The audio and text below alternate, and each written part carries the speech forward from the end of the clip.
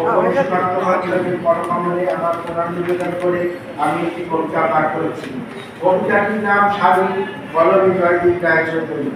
স্বাধীনতা এখনো স্বাধীন করে দেশের মানুষকে দেশকে, শিক্ষার আলোকে আজ অন্ধকারের আঁচল, জাতি মেরুদণ্ড লোকজমা, নৈতিকতার অবক্ষয় চতুর্দিকে, সমাজে আগাছে কাগাছে দুর্নীতি, অর্থের দাম্ভিকতায় মানুষের পরিচয়, মানুষের মোহনা হিংসার লোভে বশবর্তী, মুষ্টিমেয় অমানুষের হাতে সমাজের ক্ষমতা কুক্ষিগত, হানাহানি অরাজকতা বর্তমান সমাজের চিত্র, দেশের আকাশে পুঞ্জীভূত কালমে স্বাধীনতার পতাকা দেশমাতৃকার পায়ের তলায় ভূলুণ্ঠিত।